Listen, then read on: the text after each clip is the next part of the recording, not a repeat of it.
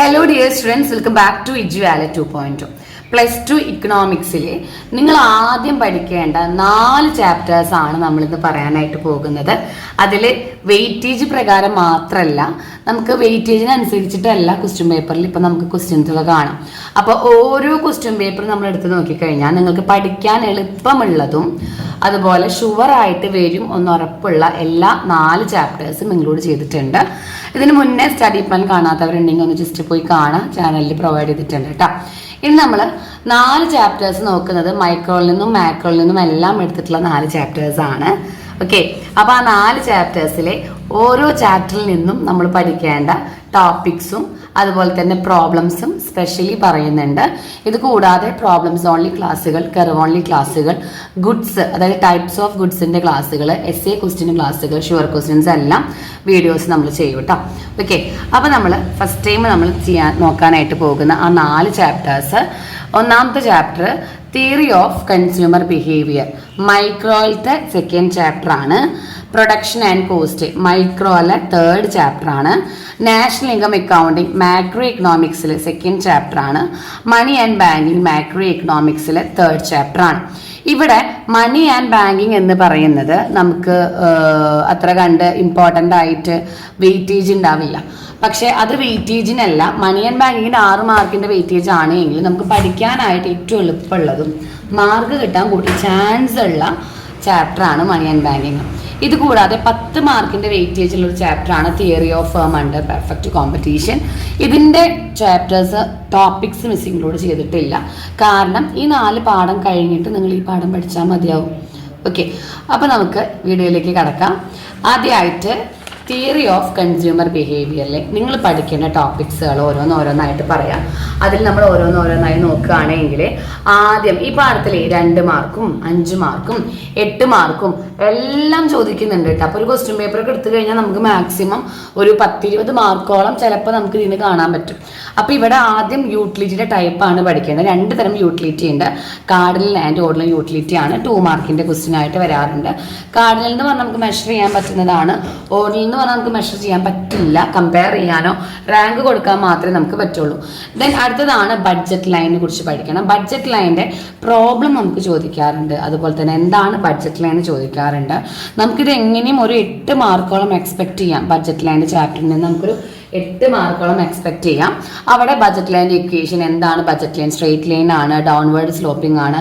Equation അറിയണം. P1x1 + P2x2 = M, horizontal intercept, vertical intercept, അതുപോലെ തന്നെ സ്ലോപ്പ്, ഇതെല്ലാം നിങ്ങൾ അറിയണം. ഇക്വേഷൻസ് അറിയണം, എന്നാലേ നമുക്ക് ആ മാർക്കോടെ സ്കോർ ചെയ്യാനായിട്ട് പറ്റുള്ളൂ. ഓക്കെ, ഇനി അടുത്തതാണ് ഇൻഡിഫറൻസ് കർവും ഫീച്ചേഴ്സും. ഇൻഡിഫറൻസ് കർവും ഫീച്ചേഴ്സ് എന്ന് ചോദിക്കുമ്പോൾ നമുക്ക് എന്താണ് ഇൻഡിഫറൻസ് കർവ്, അതായത് അതിൻ്റെ പ്രോപ്പർട്ടീസ്ന്നോ ഫീച്ചേഴ്സ്ന്നോ ചോദിക്കാം. അതിൽ ഇൻഡിഫറൻസ് കർവ് ചോദിച്ചാൽ നിങ്ങൾ ചെയ്യേണ്ടത് അപ്പം തന്നെ ആ കർവ് അവിടെ വരയ്ക്കുക. ഇതാണ് indifference curve. Collection of indifference curve is known as indifference map ആണ്. ഇതിൻ്റെ പ്രോപ്പർട്ടീസും ഫീച്ചേഴ്സ് എന്ന് പറയുമ്പോൾ അതിൻ്റെ പ്രത്യേകതകളാണ് എഴുതേണ്ടത്. കോൺവെക്സ് ടു ഒറിജിൻ ആണ്, സ്ലോപ്പിംഗ് ഡൗൺവേർഡ് ആണ്, അതുപോലെ തന്നെ ലെഫ്റ്റ് ടു റൈറ്റ് ആണ്. ഇവർ തമ്മിൽ കൂട്ടിമുട്ടുന്നില്ല. ഹയർ ഇൻഡിഫറൻസ് കർവ് ആണ്, ഹയർ സാറ്റിസ്ഫാക്ഷൻ തുടങ്ങിയ കാര്യങ്ങൾ നമുക്കൊരു 3 മാർക്കൊക്കെ നമുക്ക് എക്സ്പെക്ട് ചെയ്യാം. കുറഞ്ഞ മാർക്കാണ് 3, ചിലപ്പോൾ നമുക്കത് 4 മാർക്കിലേക്കും 5 മാർക്കിലേക്കൊക്കെയാണ് പോലും. ഓക്കെ, നെക്സ്റ്റ് ആണ് കൺസ്യൂമറിന്റെ ഒപ്റ്റിമം ചോയ്സ് എന്താണെന്ന് ചോദ്യം വരും. കൺസ്യൂമറിന്റെ ഒപ്റ്റിമം ചോയ്സ് എന്ന് പറയുമ്പോൾ 8 മാർക്കിന്റെ ചോദ്യമാണ് വരല്. ഈ 8 മാർക്കിന്റെ ചോദ്യത്തിൽ കൺസ്യൂമറിന്റെ ഇക്വിലിബ്രിയം ആണ് കൺസ്യൂമറിന്റെ ഒപ്റ്റിമം ചോയ്സ് എന്ന് നിങ്ങൾ അറിയണം. അത് ആദ്യം നമ്മൾ എഴുതി വെക്കണം. കൺസ്യൂമറിന്റെ ഇക്വിലിബ്രിയം പോയിന്റ് ആണ് കൺസ്യൂമറിന്റെ ഒപ്റ്റിമം ചോയ്സ്. ഓക്കെ, ഇനി അതിന്റെ ഫിഗർ വരച്ച് വയ്ക്കുക. 2 മാർക്കിന്റെ ഫിഗറും എക്സ്പ്ലനേഷന് 3 മാർക്കും, അതുപോലെ തന്നെ അതിന്റെ കൺസെപ്റ്റ് മനസ്സിലാക്കിയിട്ട് അത് എന്താണെന്ന് എഴുതി വെച്ചാൽ 2 മാർക്കും കൂടി നമുക്കൊരു 8 മാർക്ക് 7 മാർക്കിന്റെ ഒരു ക്വസ്റ്റ്യൻ ആയിട്ടാണ് നമുക്കിത് നോക്കാനായിട്ട് ചാൻസസ് ഉള്ളത്. അപ്പം അതുകൊണ്ട് തന്നെ നിങ്ങൾ എന്ത് ചെയ്യുക, അത് അത്രയും രീതിയിൽ വരയ്ക്കാനും പഠിക്കുക, എക്സ്പ്ലെയിൻ ചെയ്യാനും പഠിക്കുക. അതുപോലെ തന്നെ അതിൻ്റെ പ്രത്യേകതകൾ, ഇൻഡിഫറൻസ് കർവും ബഡ്ജറ്റ് ലൈനും കൂട്ടിമുട്ടുന്ന പോയിന്റാണ് കൺസ്യൂമർ ഇക്വിലിബ്രിയം പോയിന്റ്. പിന്നെ ഇവിടെ മാക്സിമം സാറ്റിസ്ഫാക്ഷൻ ആണ് കിട്ടുക. സ്ലോപ്പും ഇൻഡിഫറൻസ് കർവിൻ്റെ സ്ലോപ്പും ബഡ്ജറ്റ് ലൈനിൻ്റെ സ്ലോപ്പും എല്ലാം സെയിം ആയിരിക്കും. മാർജിനൽ റേറ്റ് ഓഫ് സബ്സ്റ്റിറ്റ്യൂഷനും പ്രൈസ് റേയും എല്ലാം സെയിം സെയിം ആയിരിക്കും തുടങ്ങിയ കാര്യങ്ങളൊക്കെ എഴുതാം. അതിന്റെ എക്സ്പ്ലനേഷൻ നിങ്ങൾക്ക് എഴുതാൻ അറിയാത്തവരുണ്ട് എങ്കിൽ എന്ത് ചെയ്യണ്ട, ഇതേപോലെ പോയിന്റ് ആയിട്ടാവട്ടെ എഴുതാൽ മതി. ഇനി ഇവിടെയും ഒരു പോയിന്റ് കൂട്ടിമുട്ടിയുണ്ട്, ഇവിടെയും കൂട്ടിമുട്ടിയുണ്ട്, അത് നമ്മൾ പ്രത്യേകം എടുത്ത് എഴുതാം. എയും ബിയും കൺസ്യൂമർ ഇക്വിലിബ്രിയം പോയിന്റ് അല്ല. ബിക്കോസ് എന്താണ് അത് IC1 IC2 എന്ന് പറഞ്ഞാൽ ഇതിനേക്കാൾ ഒന്നും കൂടി ഹയർ പൊസിഷനാണ്. ഇനിയിപ്പോൾ IC3 ആണ് ഏറ്റവും ലെവലിൽ കിടക്കുക, പക്ഷെ അവിടെ ആരും കൂട്ടിമുട്ടാത്തത് കൊണ്ട് നമ്മൾ ഈ സെലക്ട് ചെയ്തു. ഇത് ഇങ്ങനെ മിസ് പറയുന്നത് പോലെ നിങ്ങളുടേതായ ഓൺ വേർഡ്സിൽ ഉണ്ടാക്കി എഴുതണം. ഓക്കെ, ഇനി അടുത്ത ക്വസ്റ്റ്യൻ ആണ് 8 മാർക്കിന് ചോദിക്കുക. ഇനി അടുത്ത ക്വസ്റ്റ്യൻ ആണ് നമുക്ക് 2 മാർക്കിന് അതുപോലെ 3 മാർക്കിനൊക്കെ നമുക്ക് ക്വസ്റ്റ്യൻ ചോദിക്കാറുണ്ട്. ഡിറ്റർമിനൻസ് ഓഫ് ഡിമാൻഡ്, ഡിമാൻഡിന്റെ ഫാക്ടേഴ്സ്, പ്രൈസ്, ഇൻകം, അതുപോലെ തന്നെ ടേസ്റ്റ് ആൻഡ് പ്രിഫറൻസ്, പോപ്പുലേഷൻ, അതൊക്കെയാണ് അതിൻ്റെ ഡിറ്റർമിനൻസ്. ദെൻ ഗുഡ്സിന്റെ കാറ്റഗറീസ് 2 മാർക്കിന്റെ ഷുവർ ക്വസ്റ്റ്യൻ ആണ്. ഇതിൽ എന്താണ് substitute goods, inferior good, normal good, complementary good, അതിൻ്റെയൊക്കെ എക്സാമ്പിളുകളും അറിഞ്ഞിരിക്കണം. ഓരോന്നും 2 മാർക്കിന് ചോദിക്കും. നമ്മൾ ഗുഡ്സ് ഓൺലി ക്ലാസ് വേറെ ചെയ്യും. പിന്നെ മാർക്കറ്റ് ഡിമാൻഡ് നമുക്ക് പ്രോബ്ലം ആയിട്ടാണ് ചോദിക്കാറ് 2 മാർക്കിന്. പ്രൈസ് ഇലാസിറ്റി പ്രോബ്ലം ആയിട്ടാണ് ചോദിക്കാറ് 3 മാർക്കിന്. ഈ പ്രോബ്ലംസ് ഒക്കെ നമ്മൾ പ്രോബ്ലം വീഡിയോ ചെയ്യുന്നത് കൊണ്ടാണ് ഇവിടെ പറയാത്തത് കേട്ടോ. അതുപോലെ 5 ഡിഗ്രീസ് ഓഫ് ഇലാസ്റ്റിസിറ്റി ചോദിക്കാറുണ്ട്. അതായത് പലതരം ഇലാസ്റ്റിറ്റി ഓഫ് ഡിമാൻഡ് ഉണ്ട് കണ്ടോ. ഇത് നമ്മൾ ഇതേപോലെ തന്നെ 5 എണ്ണം വരച്ചിട്ട് ഓരോന്നിൻ്റെ ഇലാസ്റ്റിസിറ്റി എത്രയാണെന്ന് എഴുതണം. അതുപോലെ ജോമെട്രിക് മെത്തേഡ് ഓഫ് ഇലാസിറ്റി, ഇത് 5 മാർക്കിന്റെ ഷുവർ ക്വസ്റ്റ്യൻ ആണ്. ജോമെട്രിക് മെത്തേഡ് ഓഫ് ഇലാസിറ്റി 3 മാർക്കിന്റെ ഷുവർ ക്വസ്റ്റ്യൻ ആണ്. അതായത് ഓരോ പോയിന്റ്, ഡിമാൻഡ് കർവ് തന്ന ഓരോ പോയിന്റിലും എത്രയാണ് നമ്മുടെ ഇലാസിറ്റി ഓഫ് ഡിമാൻഡ്. ഇവിടെ ഇൻഫിനിറ്റ് ആണ്, ഇവിടെ 0 ആണ്, ഇവിടെ ഈക്വൽ ടു 1 ആണ്, ഗ്രേറ്റർ ദാൻ 1 ആണ്, ലെസ് ദാൻ 1 ആണ് തുടങ്ങിയ കാര്യങ്ങളാണ് അവിടെ എഴുതേണ്ടത്. അതും നമുക്ക് 3 മാർക്ക് 2 മാർക്കിനൊക്കെയാണ് നമുക്ക് അവിടെയും ചോദിക്കാം. ഓക്കെ, അപ്പൊ നമ്മൾ എന്ത് ചെയ്യാം, അതും പഠിച്ചു വെച്ചിരിക്കുക. അതും ഈ ചാപ്റ്ററാണ്. നെക്സ്റ്റ് കോൺട്രാക്ഷനും എക്സ്പാൻഷനും എന്താണെന്ന് ചോദിക്കും. കോൺട്രാക്ഷൻ എന്താണ്, എക്സ്പാൻഷൻ എന്താണ്? അത് പ്രൈസ് ചേഞ്ച് ആവുമ്പോൾ ഡിമാൻഡ് കർവിൽ വരുന്ന മൂവ്മെന്റ്, 2 തരം മൂവ്മെന്റുകളാണ് കോൺട്രാക്ഷനും എക്സ്പാൻഷനും. താഴത്തോട്ട് മൂവ് ചെയ്യുമ്പോൾ എക്സ്പാൻഷനും, മുകളിലേക്ക് മൂവ് ചെയ്യുമ്പോൾ കോൺട്രാക്ഷനാണ് വരിക. അത് നിങ്ങൾ ഇതുപോലെ ജസ്റ്റ് വരച്ച് വെക്കും വേണം, ഒപ്പം എഴുതി വെക്കും വേണം. ഓക്കെ, ഇനി നെക്സ്റ്റ് ആണ് അടുത്ത ചാപ്റ്റർ. അപ്പം അത്രയും ഭാഗങ്ങളാണ് നമുക്ക് ആ ചാപ്റ്ററിൽ നിന്ന് പഠിക്കാനുള്ളത്. സെക്കൻഡ് ചാപ്റ്ററിൽ നമ്മൾ നോക്കുകയാണെങ്കിൽ നമുക്ക് പഠിക്കാനായിട്ടുള്ളത് പ്രൊഡക്ഷൻ ആൻഡ് കോസ്റ്റിൽ PP, AP, MP പ്രോബ്ലം, കോസ്റ്റിന്റെ പ്രോബ്ലം, ഇതൊക്കെ 3 മാർക്ക്, ഇത് 5 മാർക്ക്.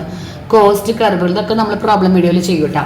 കോസ്റ്റ് കർവുകൾ, അതുപോലെ തന്നെ കോസ്റ്റ് കർവിന്റെ ഷേപ്പുകൾ, പിന്നെ ലോ ഓഫ് ഷോർട്ട് റണ്ണും ലോ ഓഫ് ലോങ് റണ്ണും, കോപ്പ്-ഡോഗ്ലസിന്റെ പ്രൊഡക്ഷൻ ഫംഗ്ഷൻ. ഇവിടെ ലോ ഓഫ് ഷോർട്ട് റൺ എന്ന് പറയുന്നത് ലോ ഓഫ് മാർജിനൽ പ്രോഡക്റ്റ് അല്ലെങ്കിൽ ലോ ഓഫ് വാരിയബിൾ പ്രൊപ്പോർഷൻ ആണ്. ഈ ലോ ഓഫ് വാരിയബിൾ പ്രൊപ്പോർഷനിൽ നമ്മൾ ഫസ്റ്റ് സ്റ്റേജ്, സെക്കൻഡ് സ്റ്റേജ് ഈ ഫിഗർ അവിടെ വരയ്ക്കണം. അതായത് TP, AP, MP എന്ന് പറഞ്ഞ ഈ ഒരു ഫിഗർ അവിടെ വരയ്ക്കണം. വരച്ചിട്ട് എന്താണ് ലോ ഓഫ് വാരിയബിൾ പ്രൊപ്പോർഷൻ നമ്മൾ ആദ്യം എഴുതണം. എന്നിട്ട് 3 സ്റ്റേജിന്റെ പ്രത്യേകതകൾ എഴുതണം. റിലേഷൻഷിപ്പ് പഠിക്കണം, എന്നാലേ ആ ക്വസ്റ്റ്യൻ കംപ്ലീറ്റ് ആവുള്ളൂ. റിട്ടേൺ ടു സ്കെയിൽ ഫിഗർ വരയ്ക്കാം. 3 സ്റ്റേജ് ഇവിടെ ഉണ്ട്. അത് ലോങ് റണ്ണിലാണെന്ന് പറഞ്ഞിട്ട് അതും നമ്മൾ ചെയ്യാം. 5 മാർക്കിന്റെ ക്വസ്റ്റ്യൻ ആണ് ഇത്. 8 മാർക്കിനും ചോദിച്ചിട്ടുണ്ട്, അതുപോലെ 5 മാർക്കിനും ചോദിച്ചിട്ടുണ്ട്. Then shape of cost curve, SMC curve, ABC curve, SAC curve, പിന്നെ AFC curve, TC, TVC, TFC 3 കർവുകളും കൂടിയിട്ടുള്ളത്. അത്രയും ഈ പാർട്ടിൽ നിന്ന് പഠിക്കാം. ഇനി നാഷണൽ ഇൻകം അക്കൗണ്ടിങ്, മാക്രോ ഇക്കണോമിക്സിലും നമുക്ക് ഒരുപാട് ഗുഡ്സുകൾ ഉണ്ട്. Intermediate goods example, final goods example, capital goods example, consumption goods example. സ്റ്റോക്കും വാരിയബിളും തമ്മിലുള്ള ഡിഫറൻസ് പഠിക്കാം. സർക്കുലർ ഫ്ലോ ഓഫ് ഇൻകം, 2 തരം മാർക്കറ്റും 2 തരം ഫ്ലോയും എടുത്ത് എഴുതണം. നമുക്ക് ഇതുപോലൊരു ക്വസ്റ്റ്യൻ ആണ് വരാം. അതായത് ഇവരെന്താണ് എക്സ്ചേഞ്ച് ചെയ്യണമെന്നൊക്കെ എഴുതി വെക്കുക. അത് നമ്മൾ സെപ്പറേറ്റ് കർവ് വീഡിയോയിൽ ചെയ്യും കേട്ടോ. അതുപോലെ തന്നെ method of calculate national income accounting 8 മാർക്കിന്റെ ക്വസ്റ്റ്യൻ ആണ്. 3 രീതിയിൽ നമുക്ക് നാഷണൽ ഇൻകം കണ്ടുപിടിക്കാം. Product method, income method, expenditure method. Product method എന്ന് പറഞ്ഞാൽ സം ഓഫ് GV ആണ്, ഗ്രോസ് വാല്യൂ ആഡഡ്. ഇവിടെ എല്ലാ ഇൻഡസ്ട്രിയൽ യൂണിറ്റിന്റെയും ഗ്രോസ് വാല്യൂ ആഡഡ് എന്ന് പറഞ്ഞ സംഭവം കണ്ടുപിടിച്ച് കഴിഞ്ഞാൽ നമുക്ക് എത്രയാണ് നമ്മുടെ നാഷണൽ ഇൻകം എന്ന് കിട്ടും. ഇവിടെ നോക്കുകയാണെങ്കിലും income side of the country, അതായത് നമുക്ക് ഫാക്ടേഴ്സ് ഓഫ് പ്രൊഡക്ഷന്റെ ഇൻകംസ്, അതായത് ഇൻട്രസ്റ്റ്, റെന്റ്, വേജസ്, അതുപോലെ തന്നെ പ്രോഫിറ്റ്, ഇതെല്ലാം ആഡ് ചെയ്ത് കഴിഞ്ഞാലും നമുക്ക് ഇൻകം സൈഡിലുള്ള ഇൻകം സൈഡ് കൺസെപ്റ്റ് പ്രകാരമുള്ള GDP കിട്ടും. എക്സ്പെൻഡിച്ചർ സൈഡിൽ ഫോർ സെക്ടേഴ്സ് ഓഫ് ഇക്കോണമി, അതായത് house hold, firm, external sector, അതുപോലെ തന്നെ ഗവൺമെന്റ്. ഈ 4 സെക്ടേഴ്സിന്റെയും ചെലവുകൾ, ആ ചെലവുകളെല്ലാം ആഡ് ചെയ്ത് കഴിഞ്ഞാൽ നമുക്ക് എന്ത് കിട്ടും? നാഷണൽ ഇൻകം കിട്ടും. ദെൻ എന്താണ് GDP ഡിഫ്ലേറ്റർ എന്ന് നമുക്ക് 2 മാർക്കിന്റെ പ്രോബ്ലം ആയിട്ട് വരും. GDP വെൽഫെയറും തമ്മിലുള്ള ബന്ധം എന്താണെന്ന് നമുക്ക് 4 മാർക്കിന്റെ പ്രോബ്ലം ആയിട്ട് വരും. പ്രോബ്ലം അല്ല, ക്ലിയർ ആയിട്ട് നമുക്ക് വരും. ഇത്രയും കാര്യങ്ങൾ ഈ പാഠത്തിൽ ശ്രദ്ധിക്കാം. അടുത്ത ചാപ്റ്ററിലെ മണി ആൻഡ് ബാങ്കിങ് ആണ്. ഇവിടെ നമുക്ക് 6 മാർക്കിന്റെ വെയിറ്റേജ് ഉള്ളൂ എങ്കിലും നമുക്ക് ഷുവർ ക്വസ്റ്റ്യൻ 8 മാർക്കിന്റെ ഒക്കെ ഇവിടെ ഒരുപാട് എടുക്കുന്നുണ്ട്. അതിൽ ആദ്യം നിങ്ങൾ 8 മാർക്കിൽ പഠിക്കേണ്ടത് ഫങ്ഷൻസ് ഓഫ് RBIയും പോളിസി ഇൻസ്ട്രുമെന്റ് ഓഫ് RBI ആണ്. ഫങ്ഷൻസ് ഓഫ് RBI എന്ന് പറയുമ്പോൾ ഇഷ്യൂയിങ് കറൻസി, ബാങ്കേഴ്സ് ബാങ്ക്, ഗവൺമെന്റിന്റെ ബാങ്ക്, ഫോറിൻ എക്സ്ചേഞ്ചിന്റെ കസ്റ്റോഡിയൻ, പബ്ലിക് റിപ്പോർട്ട്സ് എസ്റ്റാബ്ലിഷ് ചെയ്യുന്നു, ക്രെഡിറ്റ് കൺട്രോളർ ഒക്കെയാണ്. പിന്നെ ഇവരുടെ പോളിസി ഇൻസ്ട്രുമെന്റ് 4 മെയിൻ ആയിട്ട് നമ്മൾ നോക്കുക. ഈ 4 ക്വാണ്ടിറ്റേറ്റീവ് ഇൻസ്ട്രുമെന്റ് ആണ്. മോറൽ സുവേഷൻ ക്വാളിറ്റേറ്റീവ് ഇൻസ്ട്രുമെന്റ് ആണ്. Bank rate, open market operation, CRR, SLR. ഇത് ഇൻഫ്ലേഷന്റെ സമയത്ത് ഇൻക്രീസ് ചെയ്യുന്നതും ഡിഫ്ലേഷന്റെ സമയത്ത് ഡിക്രീസ് ചെയ്യുന്നതും പഠിക്കാം. ഇൻഫ്ലേഷന്റെ സമയത്ത് ഓപ്പൺ മാർക്കറ്റ് ഓപ്പറേഷൻ സെയിൽ ചെയ്യുന്നു, നമ്മൾ പർച്ചേസ് ചെയ്യുന്നു. ഓക്കെ, അതാണ് 8 മാർക്കിന്റെ നമുക്കൊരു ഷുവർ ക്വസ്റ്റ്യൻ. 8 മാർക്കിന്റെ ഷുവർ ക്വസ്റ്റ്യനിൽ പോകുന്നു. അതുപോലെ സ്പെക്കുലേറ്റീവ് ഡിമാൻഡ് അല്ലെങ്കിൽ ലിക്വിഡിറ്റി ട്രാപ്പ്, ഇതുപോലെ 3 മാർക്കിന്റെ ഷുവർ ക്വസ്റ്റ്യൻ ആണ്. അതായത് സ്പെക്കുലേറ്റീവ് ഡിമാൻഡ് കണ്ടുപിടിക്കാനുള്ള ഇക്വേഷൻ വരച്ചിട്ട്, അതായത് നമ്മളെ മാർക്കറ്റ് റേറ്റ് മിനിമത്തിൽ എത്തുമ്പോൾ സ്പെക്കുലേറ്റീവ് ഡിമാൻഡ് ഫോർ മണി എന്ന് പറയുന്നത് പെർഫെക്റ്റ്ലി ഇലാസ്റ്റിക് ആയിരിക്കും. കണ്ടോ, പാരലൽ ടു എക്സ് ആക്സിസ്. ഈ ഒരു പോർഷനെയാണ് നമ്മൾ ഇതെന്ന് വിളിക്കുന്നത് ലിക്വിഡിറ്റി ട്രാപ്പ് എന്ന് വിളിക്കുന്നത്. വരയ്ക്കാനായിട്ട് ശ്രദ്ധിക്കുക കേട്ടോ. ഇനി അടുത്തത് ബാർട്ടർ സിസ്റ്റത്തിന്റെ ഡ്രോബാക്സ് ചോദിക്കാറുണ്ട്. 2 മാർക്കിനും ചോദിച്ചിട്ടുണ്ട്, 4 മാർക്കിനും ചോദിച്ച് കണ്ടിട്ടുണ്ട്. അതായത് non matching of wants, double coincidence of want ആണ്. No measure of value, lack of store of value, divisibility. Then M1, M2, M3, M4 ഏതൊക്കെയാണ് നാരോ മണി, ഏതൊക്കെയാണ് ബ്രോഡ് മണി, നമ്മുടെ അഗ്രിഗേറ്റീവ് മണി സപ്ലൈ ഏതാണ്. ഇത് 1 മാർക്ക് ക്വസ്റ്റ്യൻസ്, 2 മാർക്ക് ക്വസ്റ്റ്യൻസ്, പിന്നെ ഏതെങ്കിലും നമുക്ക് fill the blanks ആയിട്ടും ചോദിക്കും. മണി മൾട്ടിപ്ലയറിന്റെ ഇക്വേഷൻ പഠിച്ചു വെക്കുക, 2 മാർക്കിന് നമുക്ക് പ്രോബ്ലം ചോദിക്കാറുണ്ട്. അതുപോലെ ഫങ്ഷൻസ് ഓഫ് കൊമേഴ്ഷ്യൽ ബാങ്ക് അധികം ചാൻസ് ഇല്ല, നമുക്ക് ഷുവർ ക്വസ്റ്റ്യൻ എന്ന് പറയാൻ പറ്റില്ല, നമുക്കൊരു 50-50 ചാൻസ് മാത്രമേ ഉള്ളൂ. അപ്പോൾ നമുക്ക് കൊമേഴ്സ് കുട്ടികൾക്കൊക്കെ കഴിഞ്ഞ വർഷത്തെ ബിസിനസ് സ്റ്റഡീസ് ഒക്കെ പഠിച്ച ഓർമ്മയിൽ വേണമെങ്കിൽ എഴുതാം. പ്രൈമറി സെക്കൻഡറി ഡെവലപ്മെന്റ് ഫംഗ്ഷൻ എളുപ്പമാണ് പഠിക്കാനായിട്ട്. തിയറി ഉള്ളവർക്ക് ആ ഒരു ക്വസ്റ്റ്യൻ വേഗം പഠിക്കാം, അല്ലാത്തവർ ബാക്കിയുള്ളതൊക്കെ പഠിച്ചതിന് ശേഷം മാത്രം ആ ടോപ്പിക്ക് കവർ ചെയ്യാം. അപ്പോൾ ഈ 4 പാഠമാണ് നിങ്ങൾ ആദ്യം പഠിക്കേണ്ടത്. അതിനുശേഷം നമ്മൾ ഏത് പഠിച്ചാൽ മതി? നമ്മുടെ തിയറി ഓഫ് പെർഫെക്റ്റ് കോമ്പറ്റീഷൻ. അപ്പം മൈക്രോ ഇക്കണോമിക്സിലെ 1, 2, 3, 4, 5 പാഠങ്ങളും മാക്രോ ഇക്കണോമിക്സിലെ 1, 2, 3, 4, 5, 6, 6 പാഠങ്ങളാണ് നമുക്ക് എക്സാമിനുള്ളത്. ഇതിൽ നിങ്ങൾ ആദ്യം കവർ ചെയ്യേണ്ട പാഠങ്ങൾ മിസ് പറഞ്ഞത് ഏതൊക്കെയാണ്? ചാപ്റ്റർ 2, ചാപ്റ്റർ 3, അതുപോലെ തന്നെ ചാപ്റ്റർ 2, ചാപ്റ്റർ 3. ദെൻ അതിന് ശേഷം നിങ്ങൾ സെക്കൻഡ് ഓപ്ഷൻ കൊടുക്കേണ്ടത് ചാപ്റ്റർ 4, അതുപോലെ തന്നെ ഇതിൽ ചാപ്റ്റർ 4 കൊടുക്കുക. ദെൻ ചാപ്റ്റർ 5ഉം ചാപ്റ്റർ 1ഉം ചാപ്റ്റർ 1ഉം ഒരുമിച്ച് പഠിക്കുക. ഇവ രണ്ടും ലാസ്റ്റ് പ്രിഫറൻസ് ആയിട്ട് വെച്ചാൽ മതി. അതായത് അതിലെ എല്ലാ ടോപ്പിക്കും നമുക്ക് കവർ ചെയ്യേണ്ട, ഏതെങ്കിലും കുറച്ച് ടോപ്പിക്കുകൾ മാത്രം പ്രിഫർ ചെയ്താൽ മതി. ഓക്കെ എവരിവൺ, ഇപ്പോൾ നിങ്ങൾക്കൊരു ഐഡിയ കിട്ടുമെന്ന് വിചാരിക്കുന്നു. പഠിക്കാൻ തുടങ്ങുന്നവർ, പഠിക്കാൻ തുടങ്ങാത്തവർ എല്ലാവരും ഈ ഒരു ഓർഡറിൽ പഠിക്കാനായിട്ട് ശ്രദ്ധിക്കുക. എന്നാലേ നമുക്ക് വെയിറ്റേജ് അടിസ്ഥാനത്തിൽ വേഗം കവർ ചെയ്യാനായിട്ട് പറ്റുള്ളൂ. Okay everyone, thank you.